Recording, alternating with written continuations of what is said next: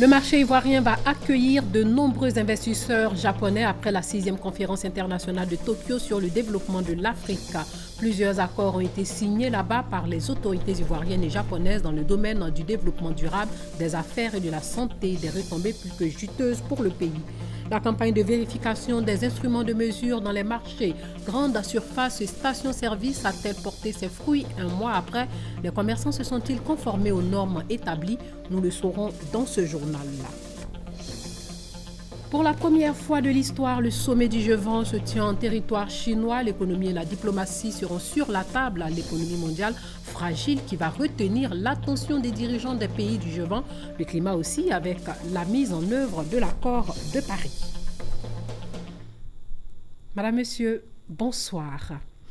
De nombreux investisseurs japonais vont bientôt déposer leurs valises à Abidjan. Les autorités ivoiriennes et japonaises ont signé des accords dans ce sens, notamment dans le domaine du développement durable, des affaires et de la santé.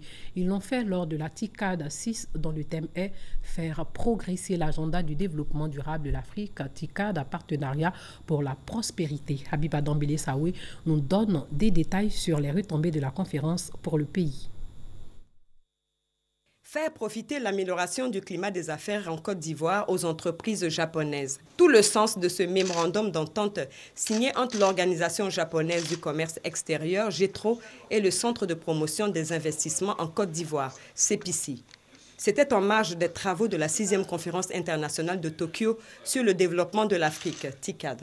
Au-delà des opportunités d'investissement que va favoriser ce mémorandum d'entente, la Côte d'Ivoire devrait aussi bénéficier de l'expérience japonaise en matière d'industrialisation. Le Japon est un pays qui regorge beaucoup de technologies de tout genre, allant de l'agro-industrie au TIC, en passant par la mécanisation, et même l'industrialisation, je dirais de manière générale. Donc aujourd'hui, l'objectif, c'est de pouvoir attirer ces technologies-là dans notre pays, pour accompagner l'industrialisation de notre pays. Autre retombée de la TICAD 6 pour la Côte d'Ivoire, le choix d'Abidjan comme ville pilote de la coopération franco-japonaise pour les villes durables en Afrique.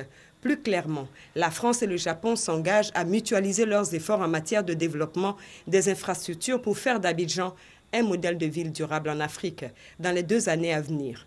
C'est à Nairobi qu'un tel engagement a pris effet avec la signature d'un mémorandum de coopération entre le gouvernement ivoirien, l'Agence française de développement, l'AFD, et l'Agence japonaise de coopération internationale, JICA. Ces 2 structures s'engagent ainsi à coordonner leurs interventions actuelles visant à doter la capitale économique ivoirienne d'infrastructures à même de relever les défis liés au développement durable. Tel le projet d'aménagement de l'échangeur d'amitié ivoiro-japonaise qui sera bâti à Marcory pour plus de 27 milliards de francs CFA financé par le Japon, ou encore le programme d'urgence eau potable d'Abidjan financé par l'Agence française de développement via le premier contrat de désendettement et de développement pour environ 15 milliards de nos francs. Je crois que ce programme avec la France et le Japon est une promesse pour l'Afrique. Évidemment, les Africains ont des efforts à faire en termes de gouvernance, en termes de vision à exprimer, et l'implication du secteur privé permettra de créer l'emploi, mais également des infrastructures importantes. Autre bonne nouvelle pour la ville d'Abidjan en provenance du Kenya, c'est la réhabilitation prochaine des centres hospitaliers universitaires de Cocody et de Treichville, ce grâce à l'assistance technique d'une structure japonaise. Nous venons de signer donc un MOU qui donne un sens, n'est-ce pas, à ce projet de réhabilitation de nos 2 CHU. C'est juste une sorte d'entente auquel les 2 parties conviennent pour dire que nous sommes tous les 2 d'accord, et après cela maintenant viendront toutes les formalités administratives et financières. La mise en œuvre prochaine de tous ces projets confirme la volonté du Japon, 3e puissance mondiale, à accompagner son partenaire ivoirien sur la voie de l'émergence. Les besoins de financement du secteur privé en Côte d'Ivoire sont estimés à près de 3 milliards de francs CFA selon les estimations de la Confédération générale des entreprises de Côte d'Ivoire. Comment donc résorber ce déficit de financement en conjuguant les forces côté patronat ivoirien et banquier? Ils vont donc au cours d'un forum en novembre prochain se réunir pour en parler avec l'État. Mahama Traoré et Jean-Jacques Améala nous donnent un aperçu de la préparation de ce forum. Confiée au président des banquiers de Côte d'Ivoire, la commission financement du secteur privé, la Confédération générale des entreprises de Côte d'Ivoire CGC a vu juste en le faisant, car Souleymane Diarra vient de trouver un début de solution au déficit de financement qui frappe le secteur privé ivoirien et en particulier les PME, petites et moyennes entreprises. Sa trouvaille, la finance s'engage, nom donné au forum qui réunira autour d'une même table tous les acteurs de la chaîne de financement du secteur privé. Les banques, c'est vrai, travaillent, mettent en place un volume de financement chaque année pour des PME, PMI, pour différentes entreprises locales, mais qui ne sont pas forcément connues du public. Donc pour une première fois, ces engagements seront communiqués au public. Et ce qui est intéressant, c'est que ces engagements également seront suivis par nous, par le secteur privé, et seront évalués une année après. Il faut au secteur privé ivoirien environ 3 000 milliards de francs CFA pour combler ses besoins de financement. Si les banquiers se disent disposés à jouer leur part, ils attendent en retour des garanties. L'État ivoirien doit jouer un rôle, notamment par exemple à travers l'existence de fonds de garantie. Les PME elles-mêmes doivent jouer un rôle dans le cadre de la professionnalisation de leur activité, dans la transparence de leurs états financiers et bien évidemment dans la compétence des dirigeants qui portent les projets à financer. Le forum dénommé La Finance s'engage se tiendra le 24 novembre prochain dans les locaux de la Banque africaine de développement à Abidjan, une institution qui soutient pleinement cette initiative. Les ménages ont longtemps fait les frais des balances truquées. Pour mettre un holà à cette situation, le ministère du Commerce a lancé une campagne de vérification des instruments de mesure utilisés dans les transactions commerciales, ce qui va garantir la fiabilité et la transparence des transactions commerciales. Plus de 100 000 outils commerciaux ont été inspectés sur l'ensemble du territoire un mois après. Quel est le constat sur le terrain? Les choses ont-elles évolué? Herman Niamien nous le dit dans ce reportage. Petit marché de Cocody, marché Gouro d'Agamé. Dans ces deux marchés, comme dans tous les marchés d'ailleurs et les grandes surfaces, les instruments de mesure sont beaucoup utilisés dans le commerce. Ils servent à mesurer la quantité de certaines marchandises. Mais souvent, la quantité indiquée par certains de ces instruments de mesure ne reflète pas la réalité. Pourtant, poser cette question à un commerçant, il te dira que son unité de mesure n'est pas défaillante. Chez nous ici, quand il pèse 1 kg, c'est 1 kg. Quand il pèse demi-kilo, c'est demi-kilo. Il n'y a jamais de client qui dit que le kilo, ça ne revient pas. Toujours on contrôle. Quand on vient le matin, on contrôle ça bien, avant de commencer. Les grandes victimes sont les clients. Ils n'ont aucun moyen pour s'assurer si oui ou non, la quantité qui leur est servie est exacte. Honnêtement, je n'ai jamais essayé, donc je ne sais pas. Après avoir acheté, réessayé, repesé, je n'ai jamais essayé, donc je ne sais pas. Si ça diminue ou pas, je ne sais pas. On croit sur parole. Pour favoriser la fiabilité et la transparence des transactions commerciales, le ministère du Commerce, à travers sa direction de la métrologie, du contrôle de la qualité et de la répression, initie des campagnes régulières de vérification sur les marchés. Cette année, cette campagne a eu lieu du 25 avril au 25 juillet 2016. Cette opération s'est déroulée sur l'ensemble du territoire national et elle nous a permis de contrôler au total 108 932 instruments de mesure. Nous avons constaté malheureusement des instruments détractés défaillants et quand ce cas de figure se présente, nous donnons la possibilité aux détenteurs d'instruments de mesure de pouvoir le réparer, de réajuster si c'est possible, dans le cas contraire, l'instrument est mis hors service. Cette campagne a permis de saisir des centaines d'instruments de mesure défaillants. Yapi Georges Kwasi indique qu'après cette phase de régulation, viendra celle de la répression durant laquelle les agents du ministère du Commerce vont investir les marchés. Selon l'article 46 de la loi, les détenteurs du matériel non conforme encourent jusqu'à 6 millions d'amendes, quand ceux qui utilisent des instruments frauduleux encourent jusqu'à 10 millions d'amendes, bien entendu, suivi du retrait des outils de mesure incriminés. Les vendeurs de téléphones portables exercent dans l'informel des jeunes qui gagnent leur pain grâce à cet outil de communication. Au fil du temps, ils se sont organisés en association, l'association des commerçants de téléphones et divers de Côte d'Ivoire, parce qu'ils veulent une meilleure organisation de ce secteur qui pourrait leur permettre de vivre décemment de leur métier. Le ministre de l'Entrepreneuriat national, de l'artisanat et de la promotion des PME les a rencontrés en vue de professionnaliser le secteur. Le reportage reportage de Paragasso Rokoni. Le marché est en plein boom, près de 20 millions d'abonnés dans la téléphonie mobile. Une aubaine pour de nombreux jeunes Ivoiriens en quête d'emploi. Transformés en vendeurs ou réparateurs de téléphones portables, ces jeunes travaillent à leur propre compte ou pour une tierce personne. Aujourd'hui, de plus en plus nombreux, ils ont décidé de parler d'une seule et même voix au sein de l'Association des commerçants de téléphones et divers de Côte d'Ivoire. La COTETSI est allée parler professionnalisme de leur secteur. Le secteur informel ou encore l'économie noire fait échapper des recettes énormes à l'État de Côte d'Ivoire. Les intégrer dans un cadre plus formel et professionnel, c'est contribuer à la compétitivité de l'économie, s'est réjoui le ministre Anzoumana Moutaye. C'est une phase très importante de pouvoir créer des emplois. Et comme ceux qui sont dans ce secteur, des vendeurs de téléphones et des cabines téléphoniques, ça se compte par des milliers. Ouais, aussi demain, ceux-là basculent dans le formel, ne serait-ce qu'avec une petite contribution au budget de l'État. Cette contribution-là, multipliée par le nombre qu'ils sont, je pense que ce sera quand même un paquet assez important. Et je crois que nous sommes prêts à travailler ensemble, à leur apporter la formation nécessaire dont ils ont besoin, les renforcements des capacités dont ils ont besoin, pour qu'ils puissent rentrer dans l'écosystème que nous allons mettre en place et qui va permettre de les accompagner afin de pouvoir obtenir des financements dont ils ont besoin pour accroître leurs activités. 20 milliards de francs CFA, c'est environ ce que le secteur de vente des téléphones mobiles apporterait aux caisses de l'État. Aider à faire évoluer ce corps de métier serait une autre réponse au chômage des jeunes. Le rideau est tombé sur la conférence des ministres sur l'économie bleue et le changement climatique.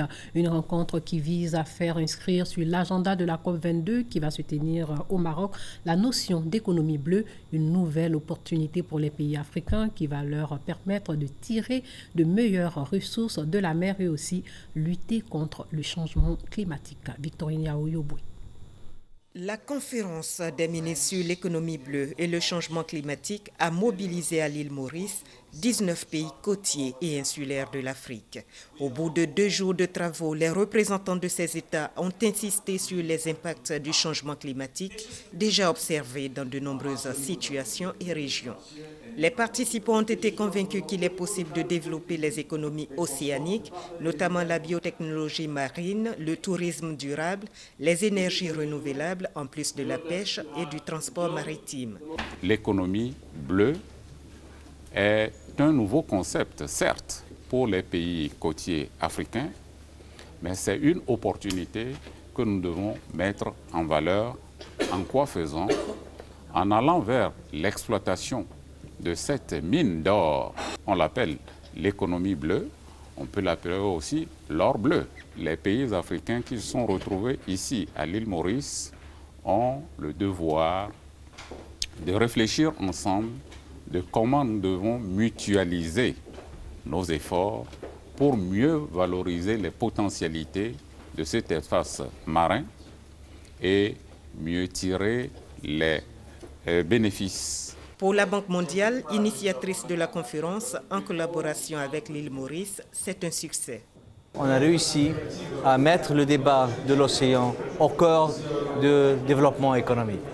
Et nous sommes sortis avec un communiqué très puissant de 10 points, dans lequel un des éléments importants, c'est demander à la communauté internationale, incluant la Banque mondiale, la Banque africaine de développement, ainsi que la FAO, de préparer un paquet de projets d'investissement soutenables. Et aussi un appel à la COP22, qui est la COP de l'Afrique, qui va avoir lieu à Marrakech, de discuter de l'économie bleue et de la mettre sur la table des discussions des chefs d'État. Prochaine étape après Port-Louis à l'île Maurice, Lomé au Togo le mois prochain pour peaufiner cette vision de l'économie bleue afin de lui donner un contenu clair. Une Afrique qui parle d'une seule voix, il n'y a pas de raison que cette voix ne soit entendue à ce rendez-vous mondial. L'asthme et le rhumatisme sont 2 affections qui multiplient les douleurs de ceux qui en souffrent lors de la période de froid. Il fait froid actuellement et le taux de consultation des personnes atteintes de rhumatisme connaît une hausse de 20%. Quant aux asthmatiques, ce taux a grimpé de 15%. Aurélia Drocula et Delphine Blas se sont intéressées à la situation de ces patients. Elles ont aussi rencontré des spécialistes qui donnent quelques conseils en ce qui concerne les précautions à prendre en période de froid. Clémentine, 51 ans, asthmatique. depuis l'enfance, redoute les périodes de froid. Pendant cette période, elle a des problèmes de respiration.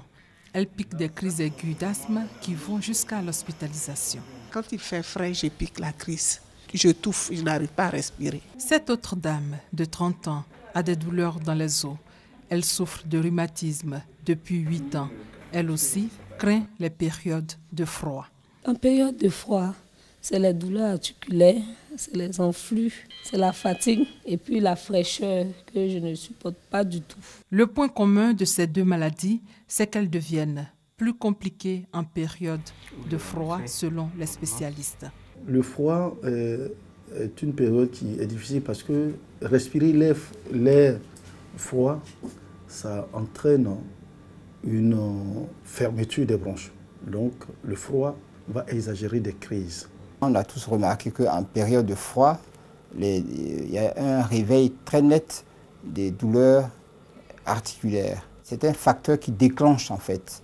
Ce n'est pas le froid lui-même qui cause la maladie, mais le froid va favoriser l'expression de la maladie. L'asthme est l'une des maladies chroniques les plus répandues. C'est une inflammation chronique des voies respiratoires, notamment des bronches. Il s'agit d'une maladie qui surgit par crise, pouvant être occasionnelle. Quant au rhumatisme, c'est une affection chronique qui se manifeste par de fortes douleurs au niveau des articulations, des os, des tendons et des ligaments. Il peut survenir à tout âge et n'est pas forcément lié à la vieillesse. Parmi les différentes formes de rhumatisme, il y a l'arthrose ou usure des cartilages et l'arthrite qui sont fréquents. En période de froid, les températures très basses ont tendance à accentuer les symptômes des maladies chroniques, notamment l'asthme et le rhumatisme, ce qui pourrait avoir des conséquences très graves pour les malades. Ce que risquent les malades, c'est effectivement que les douleurs soient plus fortes, que le handicap fonctionnel soit plus important, c'est-à-dire que c'est des malades qui rapidement sont bloqués, qui ne peuvent plus vaquer normalement à leurs activités. Le malade a des difficultés respiratoires.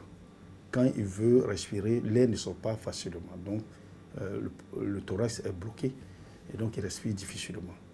Alors la crise typique de l'asthme, c'est que le malade, quand il respire, ça siffle. Donc en plus des sifflements, il peut tousser. Et souvent, il tousse, il crache. Et les crachats sont épais. Dans ces cas, une prise en charge et un traitement adéquat s'imposent. Le malade asthmatique, il a des traitements qui concernent la crise et il a des traitements qui concernent après la crise. Un patient qui a des douleurs qui sont tenaces, des douleurs qui persistent, doit aller voir un médecin et le traitement comportera deux volets. Il y a un volet préventif et puis un volet curatif. Voilà.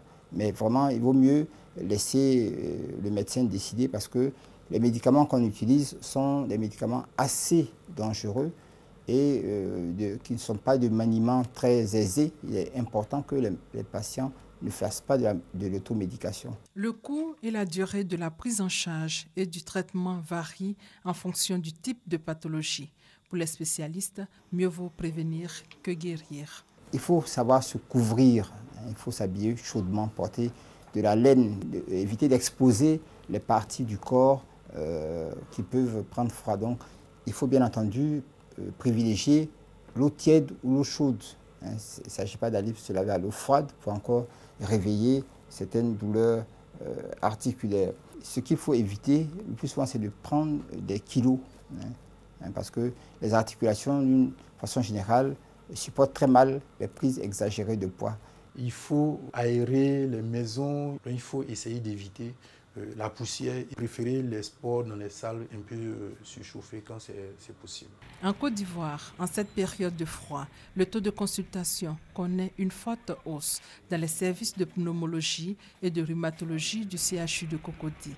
15 à 20 personnes sur 100 habitants souffrent d'asthme. La prévalence actuelle est de 15% selon les spécialistes. On constate aussi une augmentation de 20% de taux de consultation chez les personnes atteintes de rhumatisme. 200 patients qui souffrent de rhumatisme sont consultés en moyenne par semaine, 800 par mois et environ 4000 par an. Le pays enregistre 2 services de rhumatologie à Abidjan et à Bouaké.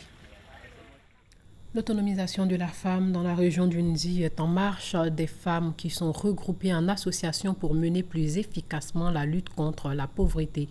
250 associations au total. Aujourd'hui, elles ont décidé de se fédérer avec l'appui d'une ONG qui a pour mission d'assister les initiatives des femmes et des jeunes par la création d'activités génératrices de revenus. Le reportage de Herman Niamia. Elles ne veulent pas rester en marge du développement de la Côte d'Ivoire. Elles, ce sont les femmes de la région d'Inzi. Aujourd'hui, elles sont officiellement membres de la FACEDSI, la Fédération des associations des sentinelles de l'émergence de la Côte d'Ivoire. À travers cette adhésion, elles matérialisent ainsi leur volonté de participer au développement du pays. Nous avons créé cette structure pour contribuer à l'autonomisation de la femme, pour la sensibilisation, pour la formation des femmes, parce que quand on parle d'émergence, on parle de femmes. Sans les femmes, l'émergence ne peut aboutir. La femme est au début et à la fin de toute action. L'installation de la section locale de la FACEDSI réjouit plus d'un fils de la région. Pour encourager ces sentinelles, plusieurs lots, dont des chaises et des brouettes, leur ont été offerts.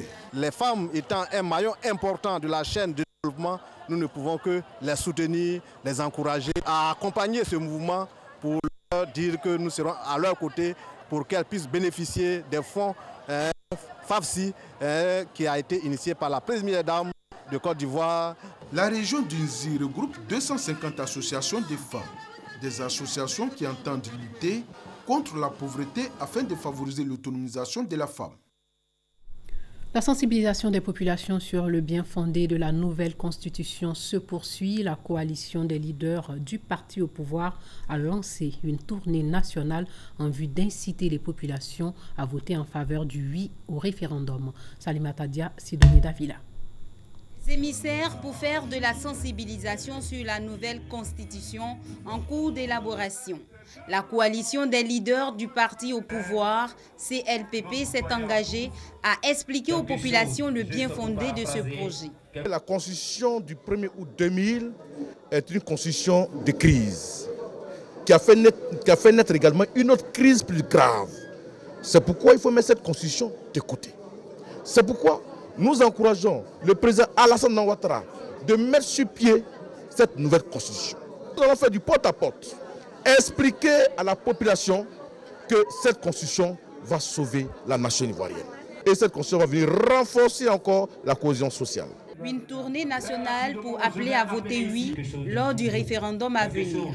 Avec en son sein une cinquantaine de mouvements et d'associations du Rassemblement des oufouettistes pour la démocratie et la paix, RHDP, cet engagement politique est soutenu par le parrain Adama Bictogo et par la jeunesse du Rassemblement des républicains, RDR.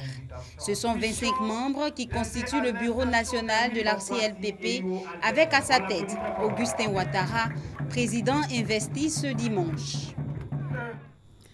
Mère Teresa de Calcutta, celle qui a dédié sa vie aux plus déshérités, est déclarée sainte par le pape François.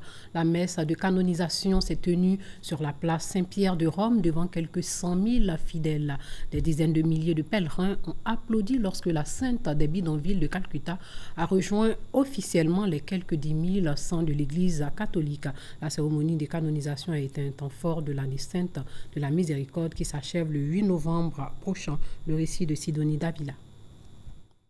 Nous déclarons la bienheureuse Teresa de Calcutta sainte et nous l'inscrivons parmi les saints en décrétant qu'elle soit vénérée en tant que telle par toute l'Église. En prononçant cette formule de canonisation rituelle, le pape François reconnaît officiellement l'infatigable et la bienfaitrice de l'humanité, Mère Teresa, sainte, 19 ans après sa mort. Celle qu'on surnommait la Sainte des Caniveaux, Mère Teresa, est ainsi proposée comme modèle de vie chrétienne.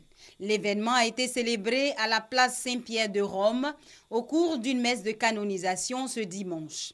La présence d'une douzaine de chefs d'État et de centaines de milliers de fidèles à cette canonisation constitue un temps fort du jubilé de la miséricorde voulu par le pape argentin. Par cet acte de canonisation, l'Église catholique ne prétend pas décider de la destinée éternelle du saint. Son rôle est avant tout liturgique et pédagogique. En canonisant un être, l'Église déclare qu'elle a des raisons sérieuses de croire que l'intercession du saint est utile aux fidèles et que ceux-ci peuvent s'adresser à lui en toute confiance. Dans cet objectif, on lui institue quelquefois un jour de fête spéciale.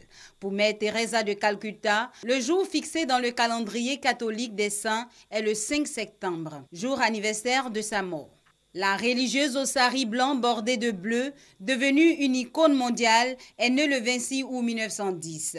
Religieuse catholique et originaire d'Albanie, elle est de nationalité indienne.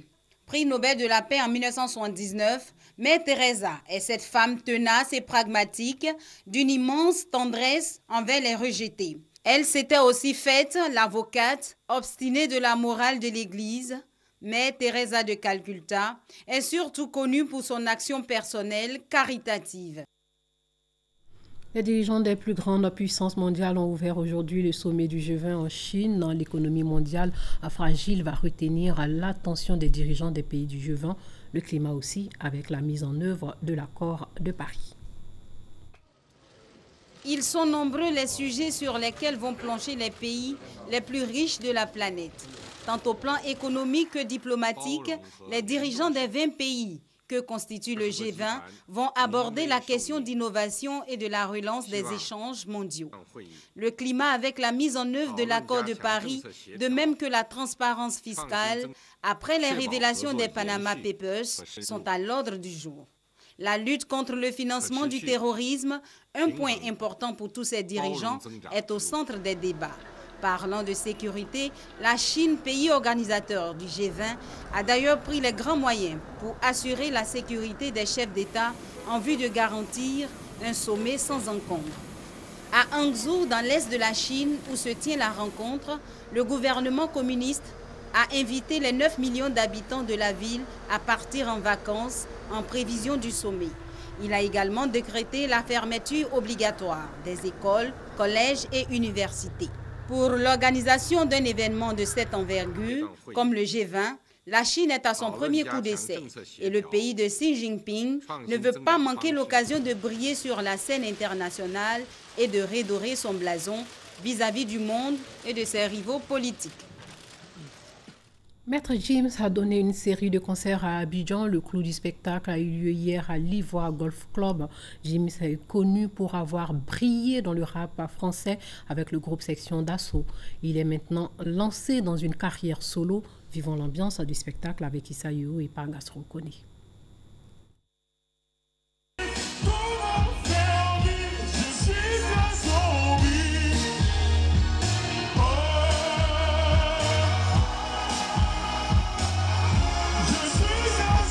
Une longue attente ponctuée d'une grande fatigue pour les spectateurs. Un concert à la hauteur des attentes. Un pari réussi par le rappeur français Maître Gims pour soulager ses nombreux fans venus l'écouter et l'acclamer.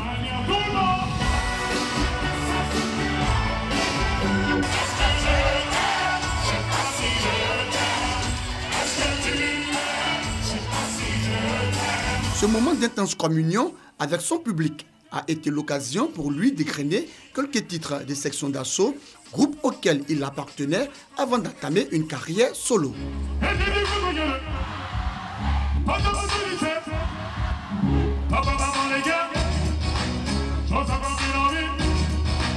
À Abidjan, depuis mercredi, Maître Gims boucle son séjour au bord de la lagune ébriée avec ce spectacle de l'Ivoire Golf Club.